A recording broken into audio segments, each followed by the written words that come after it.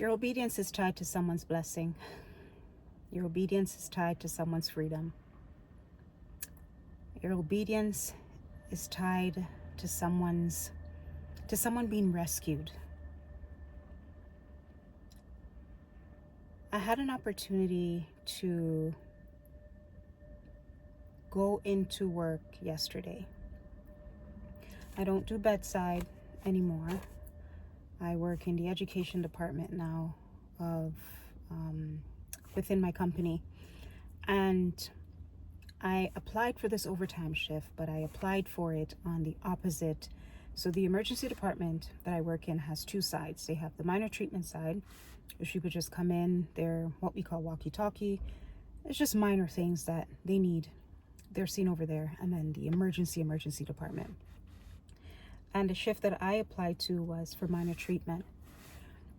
That morning yesterday morning before I went to work, God made it plain to me that I needed to trust him. I needed to trust him no matter what the situation was. He gave me a beautiful object lessons on trusting him because I know his character, not based on anything else.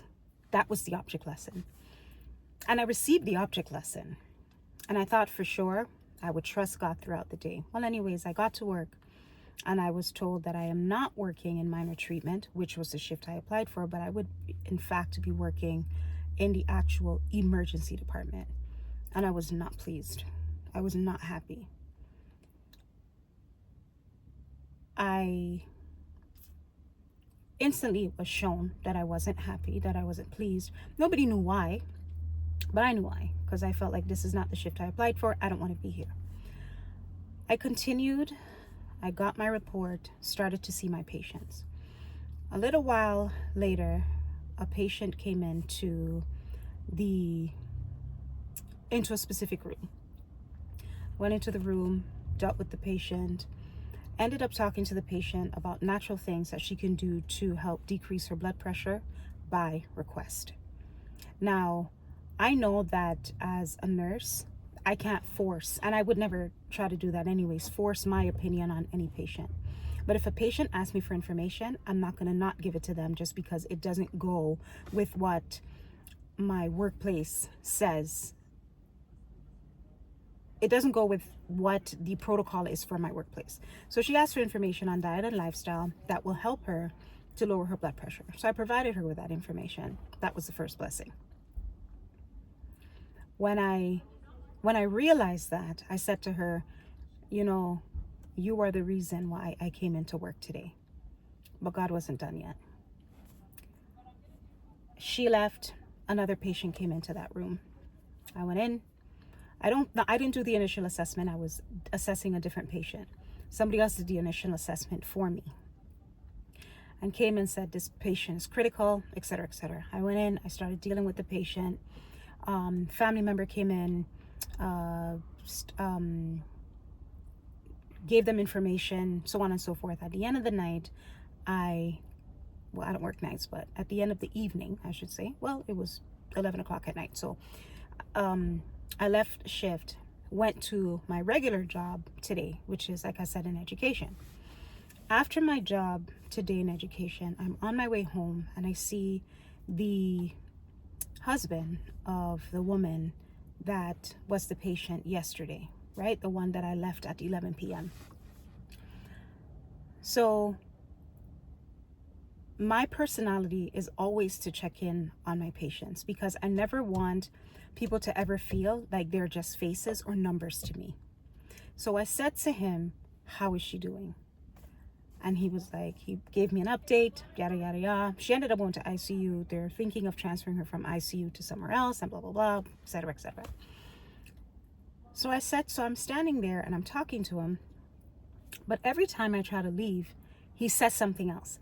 But it's not, it was interesting because it wasn't when I turned around that he said something else. I would actually take a few steps and then he would say something else.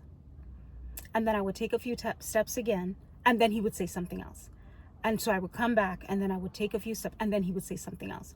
So I ended up finally getting to the curb. He wasn't too far from me, from the curb. Don't ask me about feet, and that's not my ministry. I was far enough from him that I could still hear him and I could still see him. So he said, so as I'm standing at the curb, I hear this voice say, pray for him. Now, usually, I'm not going to lie to you, I would keep moving.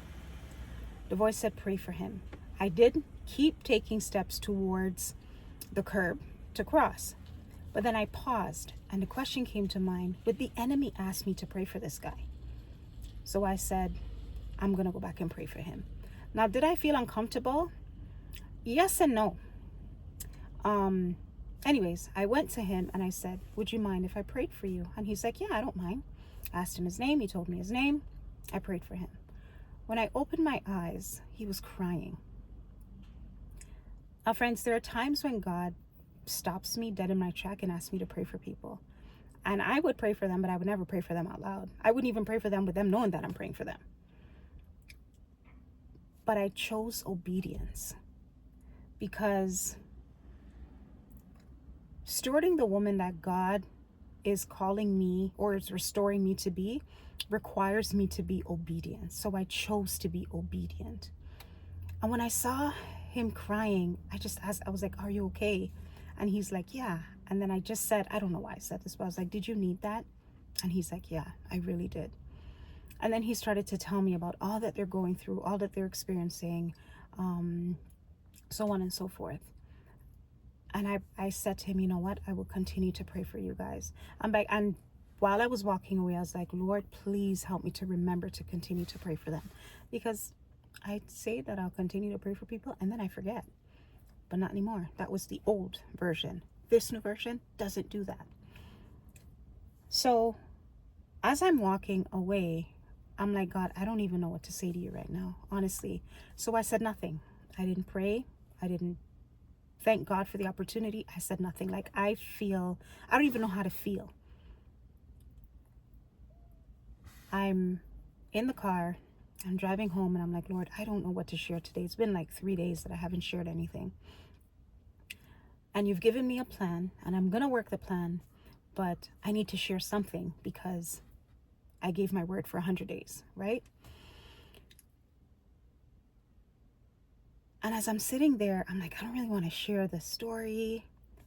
But then God reminded me that what just happened was a result of obedience. And if I wasn't obedient yesterday, so, I mean, I kind of had no choice because that's where they put me. And even though I was upset about it, I could have said, I'm going home and left early because it was an overtime shift, right? And left early. I could have, fallen sick. Like, so many different things could have happened. But I chose to stay, even though I was upset. But my obedience yesterday led me to having this conversation with him today. I shouldn't even say that because I wasn't obedient yesterday. God's setup yesterday, even though it was something that I didn't feel like I wanted or needed, led me to my obedience today. And had I not been obedient, that man probably would have been sitting down with his problems. God knows what. But that prayer, that little prayer, and I didn't pray for millions of dollars for them or anything like that. I just asked God to enter their situation and to just be with them and to bring healing to his wife. That's it. That's God didn't tell me what to pray. He just said, go pray. And I didn't even ask, what do you want me to pray about? I just went. And I'm not saying this to gloat. I'm not, because it's not me, it's God. And I chose to be obedient. And like I said to you before, I don't always choose obedience, right? But I realized God showed me, he brought it to me. I've heard people say your obedience is tied to someone's healing. Your obedience is tied to someone's deliverance. Your obedience is tied to someone's peace. You are the answer to someone's prayer, like so on and so forth. But he showed it to me in action today. And I just want to say to you, whatever it is that God is asking you to do, please do it. Because you don't know who that's going to help. My videos, I know, are not the greatest. I'm working on it. I'm learning. But imagine me not being obedient. And 5 6 months from now, a year from now, 10 years from now, however long, somebody, should the Lord tarry, somebody needs to hear this word, and I didn't share it. How unfortunate would that be? So it doesn't matter how small or humble your beginnings are. It doesn't matter, not even your beginnings, but how small or humble the task looks, or how you think it may look, or how uncomfortable you feel with it. If God is asking you to do something, I'm asking you, please, to get up and do it, because someone needs it. Maybe it might even be you that needs it. Anyways, that's all I have for you today. I'm going to encourage you to go steward the woman that God is restoring you to be, one faithful step at a time. I'll see you in the next one.